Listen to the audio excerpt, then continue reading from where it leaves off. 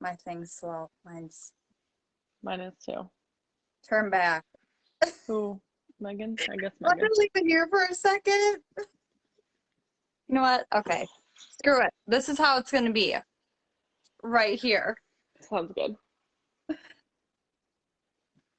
There's a leg. Yeah. Because I'm seeing the leg here. Why won't it go live here on my Facebook? Well, whatever. Anyways, how are you? Hello, Good, how everyone. are This you? is Nikki from North Carolina. South. South Carolina. Yes. I I'll tend be to in North mix them Carolina up. in like 2 weeks.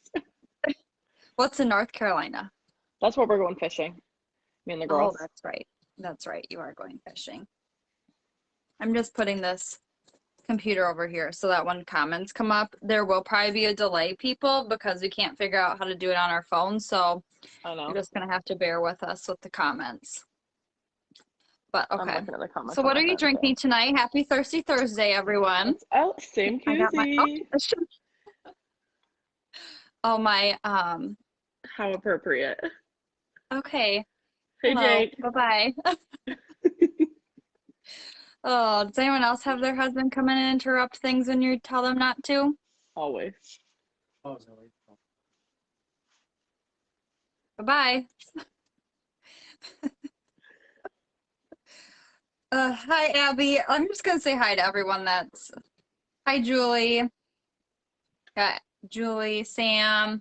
Thanks everyone for bearing with us with the screen delay. That was a mess, but I think we got it. We just have to figure out how to do the comments, but yeah, I'm sure we'll figure that out eventually. So, all right, Nikki, so you're from South Carolina. Do you want to just give a little background about yourself? Sure. So, I have lived in South Carolina pretty much my whole life.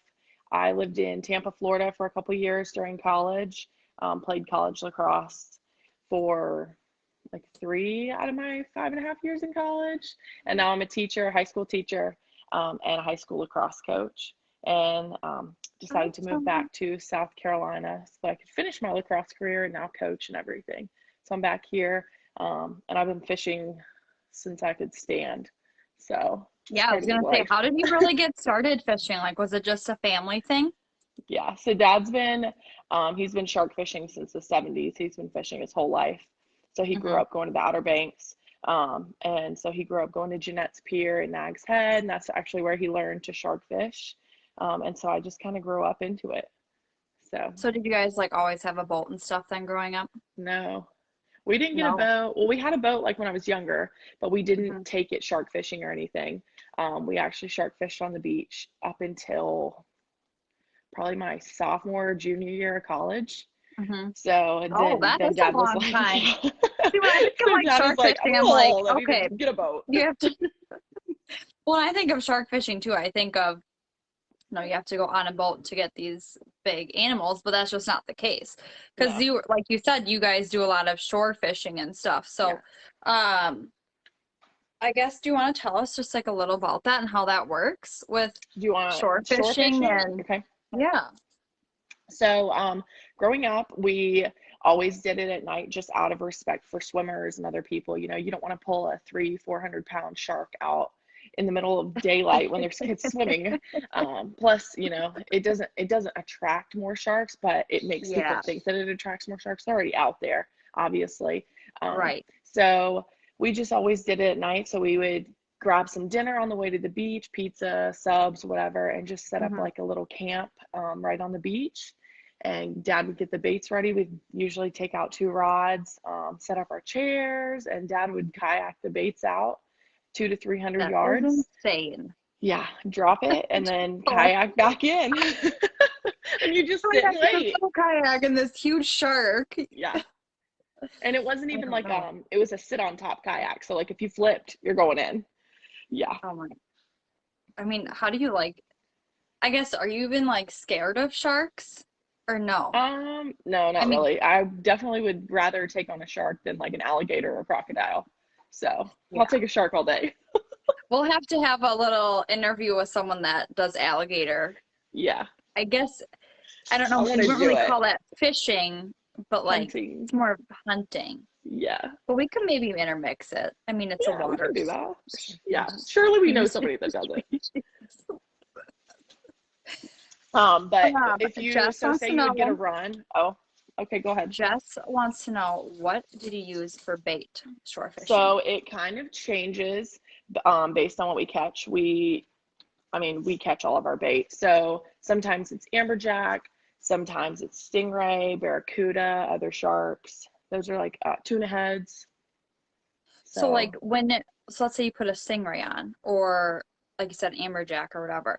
Are they alive then when you're putting it on, or is it already dead? well, Or so some, so typically when we're shore fishing, it's probably been frozen, like dad's gone out with friends, hmm and it's just been something that's frozen, or we've caught it previously that day on the beach, we caught a stingray or something like that, and it's dead at that point. But now that we're on the boat, it's not always dead. We just kind of cut pieces off, put it out there, it's fresh. if it twitches a little, it's fine. It's no big deal. Just a little bit of blood. Yeah. What do you guys find? Like, does it kind of, so it doesn't really matter then, really, the bait used No, for the certain most part. sharks It's more just kind of what prefer you have. different things. Tiger sharks are going to basically eat anything and everything.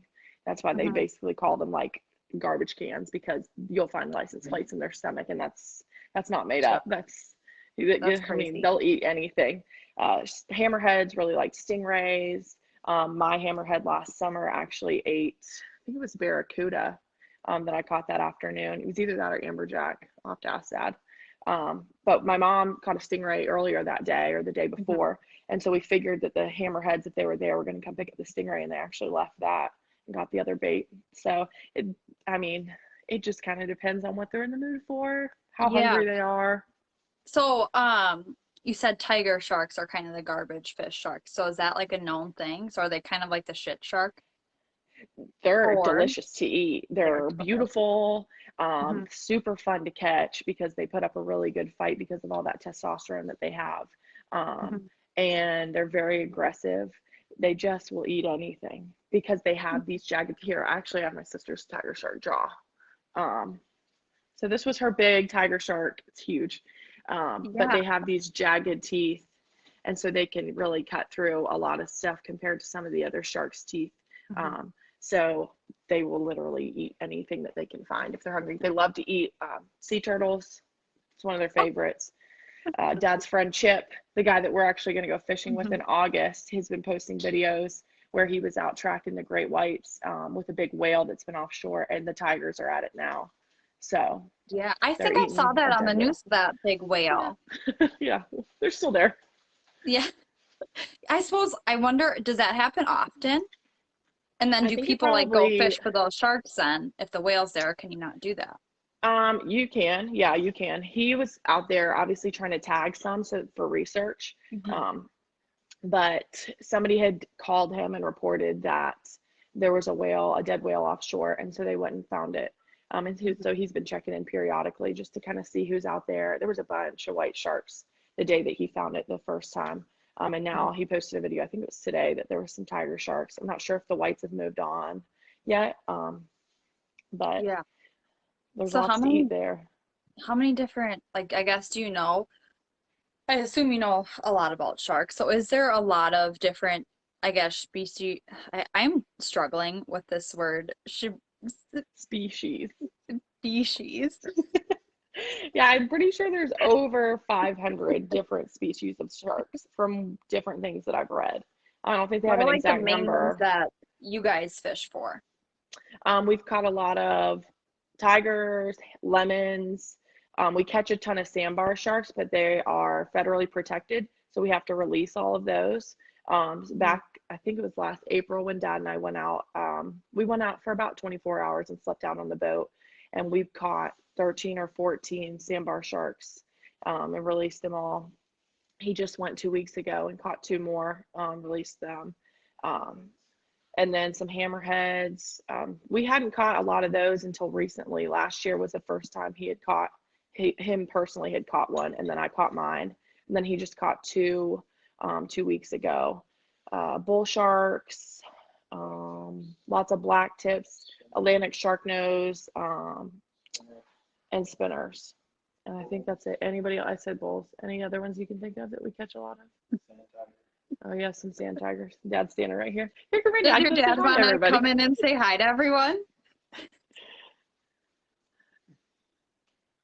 Hello. Oh, I have my headphones. If she says hi.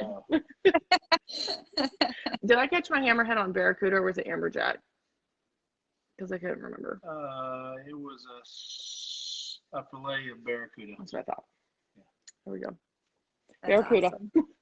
I just love the shark family. I think that's so Yeah. fun that everyone That's- does that. Does anyone have, okay, so we have some more questions.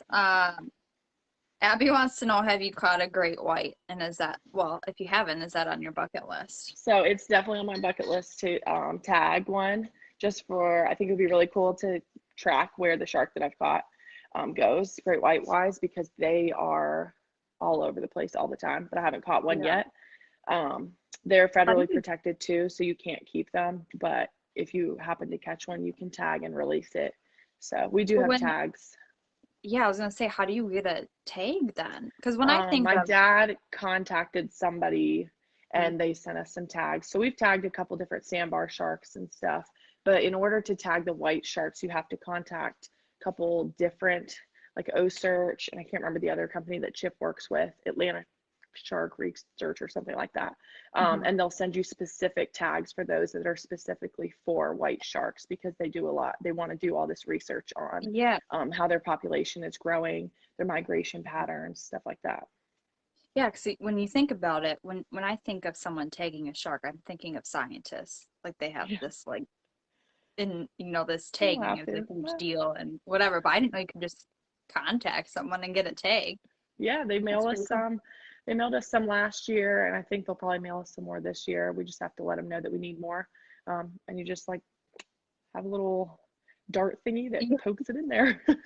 Do you follow the Dad does all that. Oh, so wait, does the tagging or follows them? No, he does. We follow a lot of the great whites and stuff, but I don't really know how we could find out where ours go. But it is kind of cool, like if you tag a shark and then somebody else catches it, they'll see that it was tagged. So It's kind of like what is that? Where's George? yeah, and it's like, so a lot of duck hunters and stuff, they'll put, I guess, like the rings around Yeah.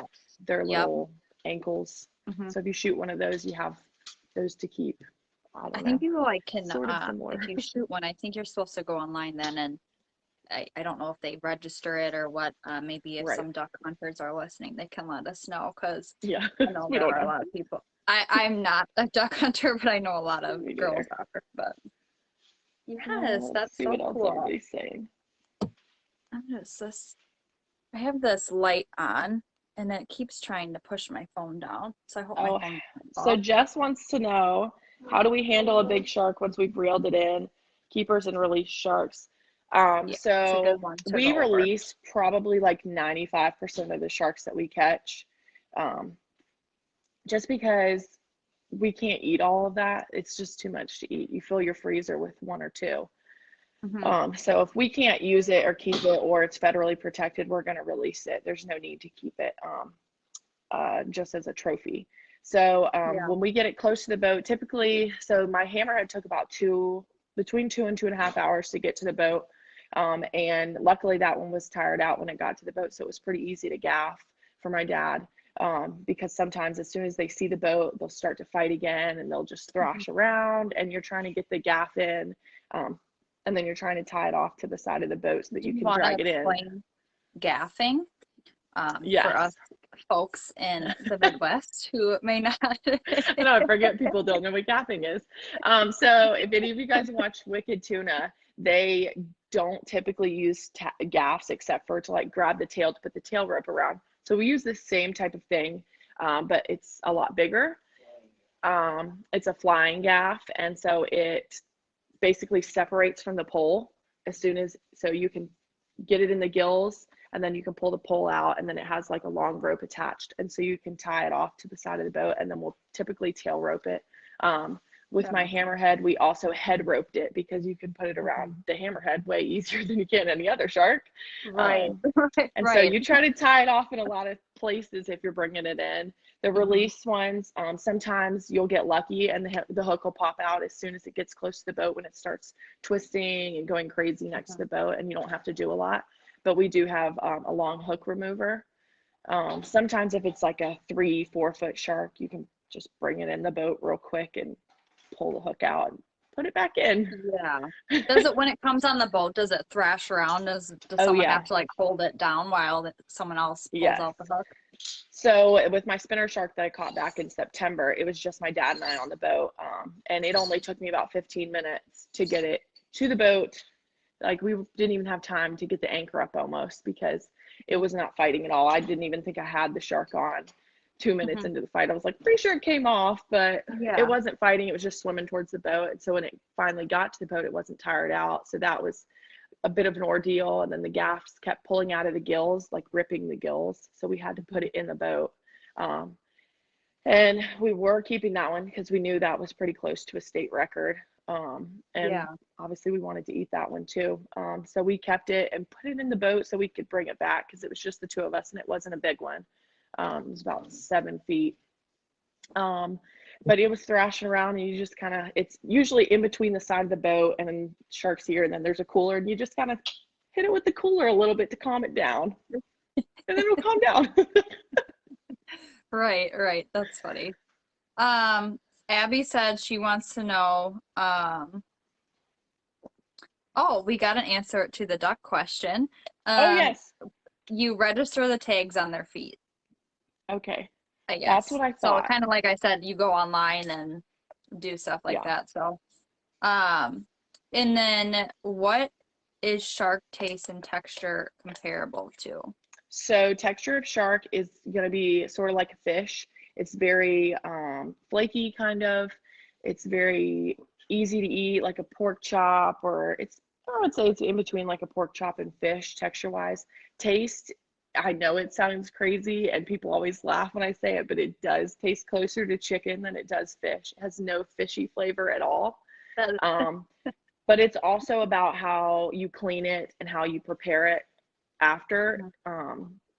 So it's very important that you clean the meat really well and make sure that you've cleaned everything out of it, because sometimes you'll find some random things in there like a stingray barb in the middle of the meat that's like slipped through the stomach wall into the meat. So you just have to be really careful with cleaning it.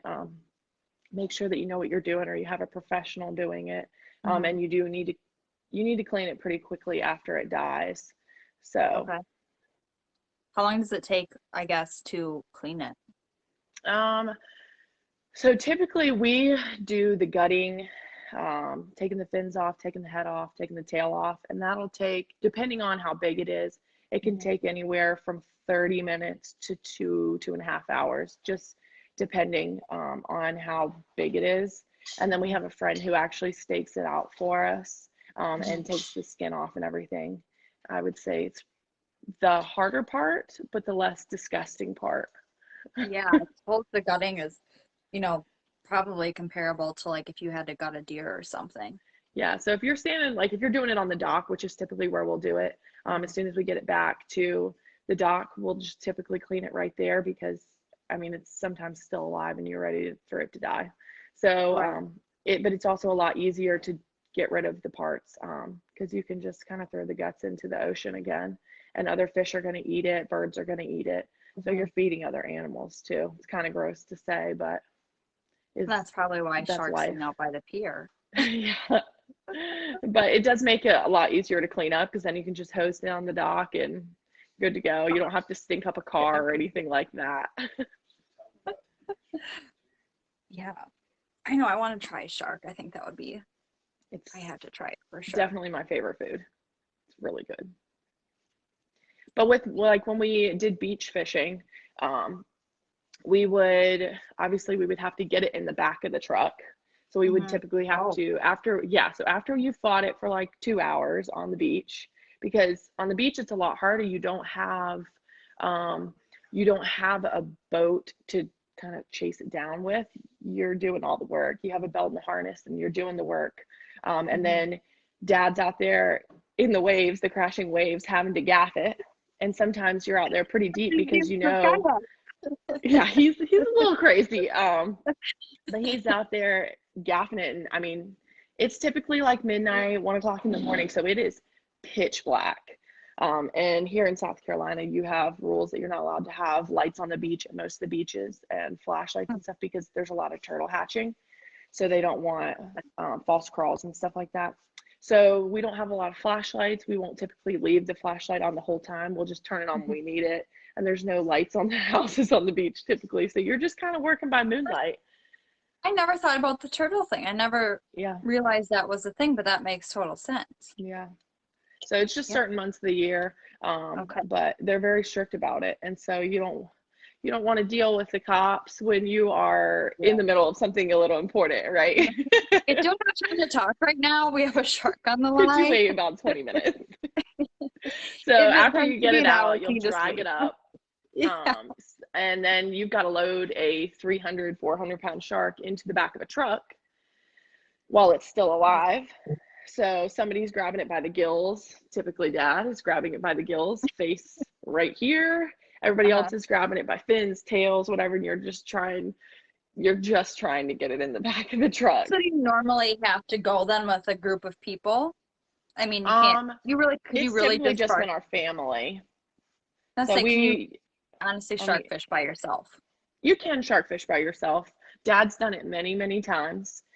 It's definitely not easy because you're not only fighting it, you also have to run out there and gaff it. And then after you're done fighting it, you then have to drag it in and then you have to get it in the car. So it's a lot to do by yourself. It's a lot to do for 3 or 4 people because when they're on land, they will fight just as hard as when they're in the water. I mean, you'll have a tail rope on them and you're dragging them and they are about dragging you too. And you're gassed from the fight half the time anyways. That's got to be kind of dangerous too if they, get you with tooth or. Well, and sometimes we've caught some that are like right at sunset. And so there's all the people walking down the beach or late in the evening, but it's not too late. So kids are out looking for ghost crabs and stuff like that. So they'll stop and they'll see, but you have to be really careful because you don't want kids to get close because, I mean, they can turn around super fast and bite you. And they are very flexible because they don't have any bones. So it's all cartilage and they can just flip around and bite you. So you've got to be really careful. Just monitoring the people who are around who aren't knowledgeable about sharks because you don't need somebody getting their leg bit or something. Can I pet it? No. Right. No. Maybe when it's dead. All right, I'm just looking here at the questions. Chicken. Someone else. Yes, Justin. Oh, I was like, wait, he agrees. Chicken. Cleaning the jaw. Yeah. So dad typically handles all of that. He will cut a big section out of the head after he cuts the head off and leaves some meat around it.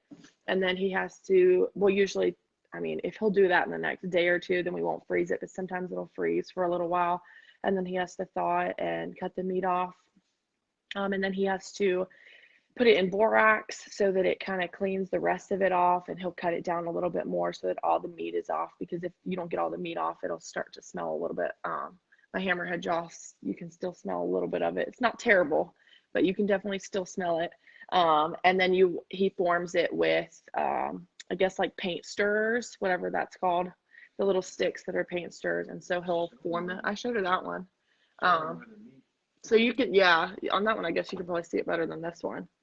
So you can see like where he has to cut all the meat out. Put it closer to the camera so you can see. Well, these teeth are not exposed back here. Only about 2 or 3 rows are exposed.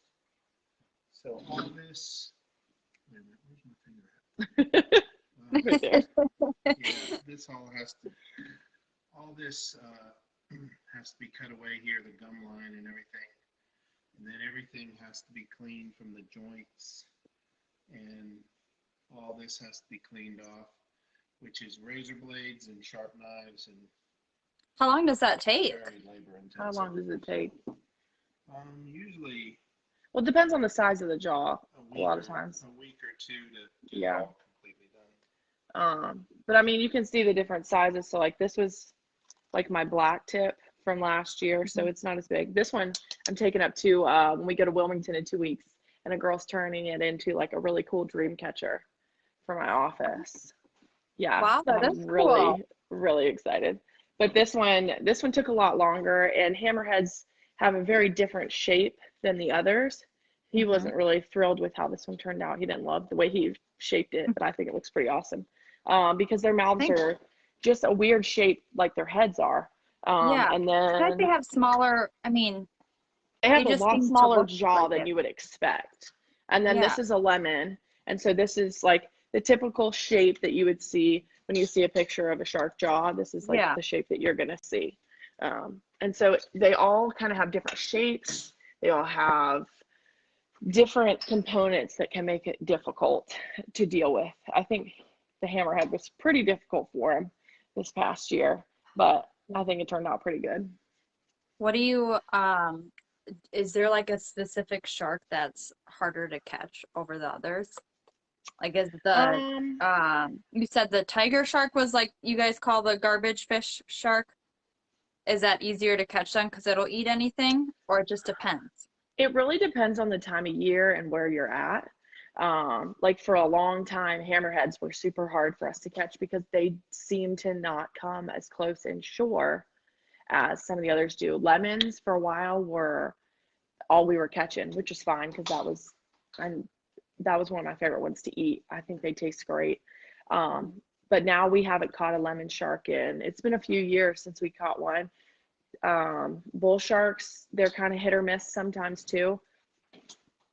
They have different like patterns of where they are, their mating season, birthing season, and so that can all kind of affect what you're catching and where you're catching it.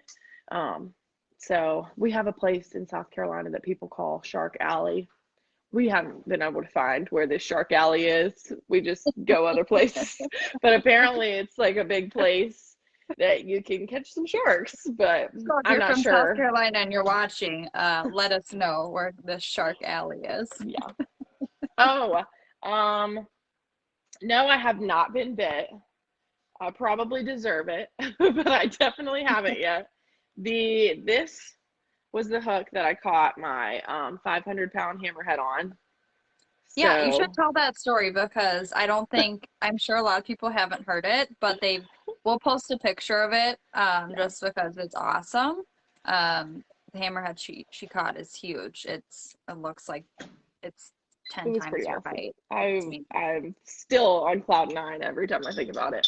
I had gone through, I caught a blacktip last April, nothing big, but I just had gone through like this almost dry spell with catching sharks the past few years. I hadn't been able to go a lot because of my job and coaching and everything like that. Life was just a little crazy, so I couldn't go fishing with my dad as much as I wanted to. And he took me and his buddy offshore last August 16th, I think, 16th or 17th. We went out and just kind of offshore fished for a little while, did some trolling. There was no breeze that day and it was glassy. We were 32 miles out trolling, but it was so hot and it was starting to slow down with catching. And so we were like, all right, well, let's go in. We went in about 16 miles and decided to put out a shark bait. So he cut up one of my barracudas, put it out there, put out part of mom's stingray, and still hot, no breeze, and you're just sitting there and you're almost wondering, is it even worth it? Like, it is so unbelievably hot out here. You're just trying to pass the time. You're just kind of bottom fishing a little bit, but it's the middle of the day, so nothing's biting, as we know. That ice fishing day, we did not catch anything in the middle of the day. Same thing. Yeah. You're just sitting there and you're listening to music, talking, whatever, just trying to pass some time. And then the rod starts to click off a little bit and you're like, all right, let it go for a second. Yeah. So we let it go for a couple seconds and then we hooked it and it was game on. And so dad they pulled the anchor up. I started kind of trying to slowly bring her in. We put it in gear, and she started towing the boat. She was very strong. Holy crap, that's got to be and kind so of scary. It was pretty cool though. I mean, just to see Yeah. how strong it was. And at that point, you don't know what you have, especially because it had taken so much line. And at that point, you're like, all right, there's a lot of line out. It's going to take me a while. Somebody else is reeling in the other rod. And so you just got to start working, and you just got to start praying that the line does not break before you at least get to see what you've got on there, because after the runs that it's taken, it's something nice. So Dad started reversing the boat and kind of chasing it down a little bit, because hammers, they like to run. So you do have to chase them down. So chased it down for a couple hours, probably about 45 minutes before we got it to the boat. The fin came above the water, and hammerheads have very tall fins, and so we knew exactly what it was when we saw that, and I was like, oh my god, it's a huge hammer. And so then at that moment, your legs are tired, because we have a belt that's on your thighs, so you kind of have to squat down a little bit in order for it to be positioned correctly. So your thighs are burning, like you've been sitting in a squat for an hour and a half. You're already worn out. And then all of a sudden this adrenaline hits you again, because you know what's on there, and you've got to get it to the boat.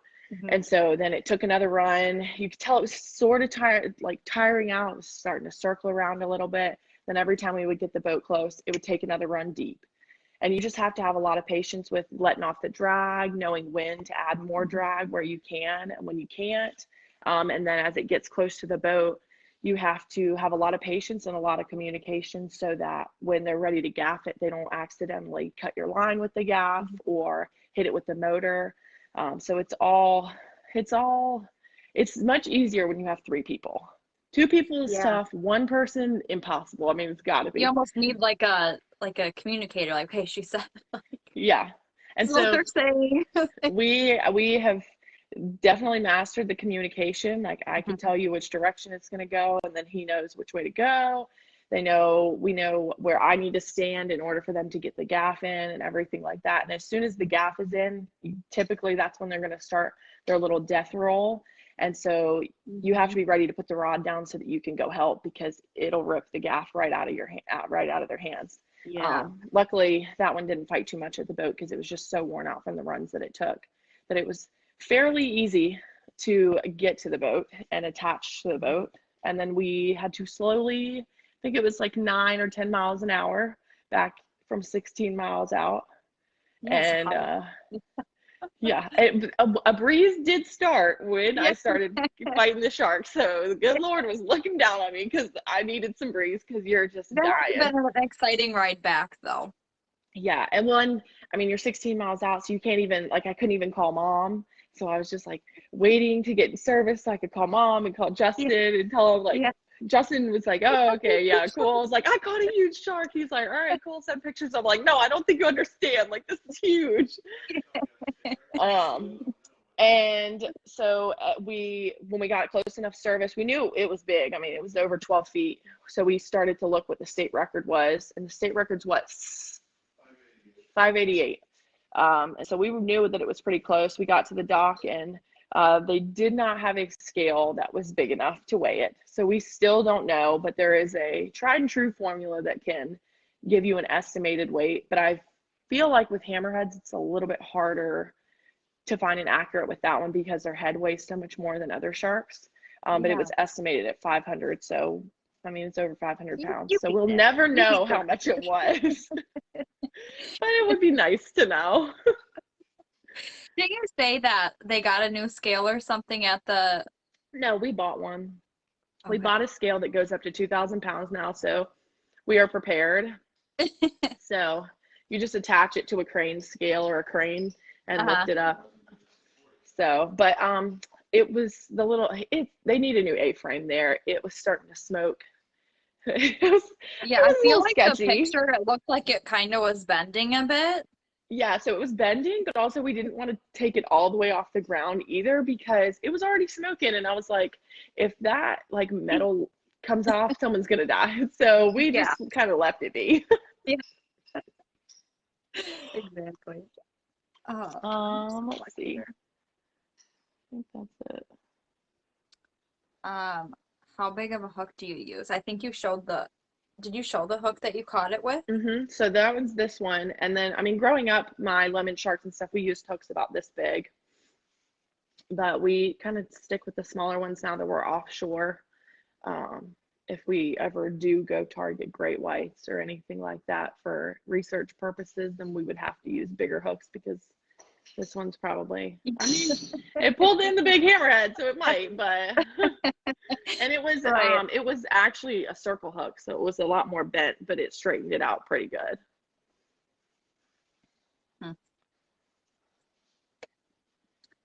I had a question and then I totally forgot what it was. Oh, you said you use bigger hooks when you shore fish. Why is that? That's just kind of what we grew up doing. I don't know if that was something that he learned when he learned back in the 70s. And we just kind of migrated to these smaller ones in the last probably couple years, just from Dad talking to Chip and them exchanging advice and stuff like that. There's not a lot of people who do this as regularly as we all do. So it's nice to find people kind of in the same crew where you can exchange advice and you don't feel like you're competing for stuff. So right. Yeah, because I mean, you hear of people like on the pier and stuff, shark fishing. Right. And we got to experience me and then a few other of us from the Casting Queens got to experience that down in Florida, and that was really cool. But then you think about it, of all the sharks that come in at night, it's crazy. I'm like, people probably swim here, and there's all these sharks. I'm They're the always going to be tourist on the beach, and you're pulling in a shark. I'm like, oh my God. There's how many sharks? I mean, Mom doesn't love it when we're out deep, and I mean, sometimes you just need to get in the water. It's hot. And she's like, I just don't really like it when you do that. But it's hot. That's like how that I'll do it. Mom and my sister will not. But it's so clear out there, you can see stuff that's so deep. So I mean, you could see something coming. Yeah. Might not be able to swim it, but like you can see it. Yeah. But my mom and my sister are not getting off the boat if we're that deep. So I like it. But if it's so hot, I mean, you'd have to at least like hop in and hop back out. Yeah. Plus, it's kind of cool. Yeah, for sure. I think it's cool. Sounds cool. When is like shark fishing season? Is there certain seasons for certain sharks, or they're just? So different months for different sharks. April is pretty good for hammers. You can basically catch a sandbar like anytime during the summer because there's tons of them. Just because they've been federally protected for so long that they've repopulated, which is great. But it's just annoying when you catch one of those because you can't even keep it to eat it. Yeah. Right. Tiger sharks are like April and May. September and August are pretty good for hammerheads too. Great whites, you would think just the winter time, but crazy enough, sometimes they're around in the summertime. They just they go where the food is, and they follow like wind patterns and current patterns and stuff like that. So sometimes you're going to catch sharks some months, and other months, July is typically super sucky to catch anything, especially sharks. It seems like it's just too hot and the water's too hot. So they get a little bit deeper offshore. So maybe if you're offshore pretty deep, like in the Gulf Stream or something, you might be able to get lucky and get something, but we don't typically catch, I don't know. I know I've never caught one in July. August seems to be our lucky time for lemons and bulls and tigers and hammers. And June is typically like birthing season for a lot of them. And so sometimes they come a little bit closer to shore, but that's just because they're giving birth a little bit closer to shore. Yeah. And sometimes. Do the shark babies hang around their moms a long time or not really? I don't know. I know they come out looking like a little tiny little shark. Like they come out about this big. It's just, I've seen them. I don't know how much they hang out with them, but they just, here you go. And I don't know. Maybe they're just like, you're on your own. Good luck. But I would assume they probably do kind of stick around with them, especially when they're small, just like for protection. I don't know. Yeah, just curious if they have like rules on that at all or anything. And I've never seen anybody catch like a baby shark. When people catch Atlantic sharknose, which are usually like this big, they look like tiny little black tips. They're not typically like super babies because they don't get very big anyways. They only get to be like 2 or 3 feet. So when you're catching them and they're like 1.5 feet already, they're like a teenager. You said like the sandbar shark thing around like shore and stuff. Are they, I mean, are they even really aggressive at all? I don't think they'd probably get bit by them. It's hard to tell what people get bit by, obviously, unless you can really tell the type of tooth marks that they get on their legs. Like tiger sharks, you can typically tell. But I guess my dad growing up, he caught a bunch close to shore, but I've only ever caught them when we've been like 4 to 16 miles out. Mm-hmm. But they're they're everywhere right now, which is good. I mean, that was why they were federally protected, was because they were Right. They were so But close. now you don't want them to get too much. I'm like, okay, calm down. Like, I mean, we have in South Carolina, we have regulations and stuff. So we have sharks that we're not allowed to keep at all, like duskies, sandbars, great whites, obviously, whale sharks, basking sharks, Caribbean reef. But then we have other ones that in order to keep sustaining the population, you have to have a certain length. They have to be over a certain length. Like hammerheads, it's like 72 or 74 fork length, which the fork length is just like the middle of the tail to the nose. So they go typically with sharks, they do a lot of stuff by fork length versus total length.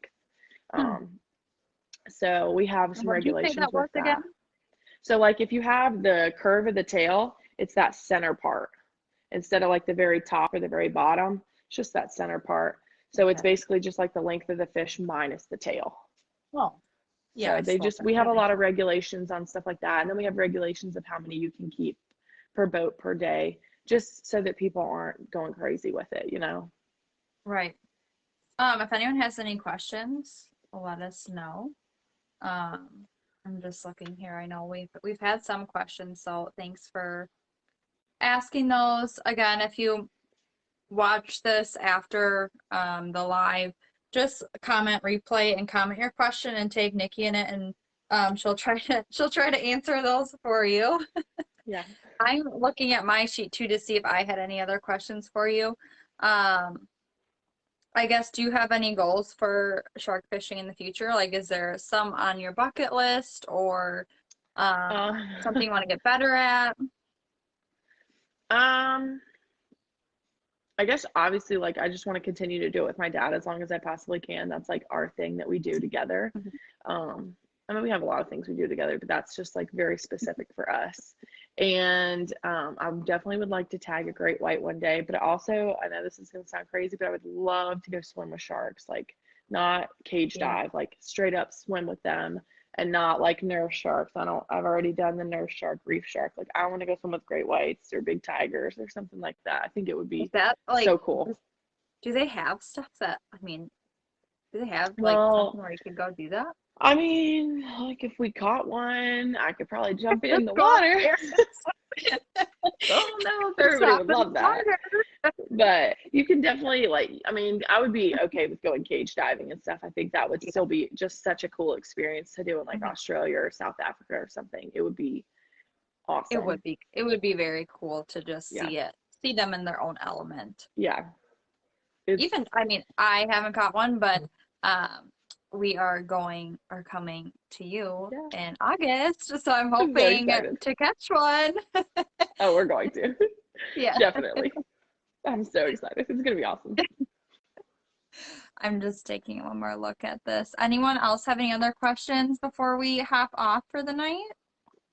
We almost got the full hour. That's pretty good. I mean, me and you spent about 20 minutes trying to figure out the video angles, but it's fine. We got it figured out. We still haven't figured out the comments on the phone, but we can look at it on something else. Yeah. Thankfully, we came up with a plan B and were able to do that, because that would have been really bad if we weren't able to get to your questions. I'm just looking here to see if we missed any. I don't think we did. Well, this has been very interesting. not only for myself, but I'm sure other people that'll tune in after this. So I just want to thanks for hopping on and telling us all about sharks and shark fishing. Thanks for having me. All right. Cheers it. Oh, Cheers. let me cheers it the right way.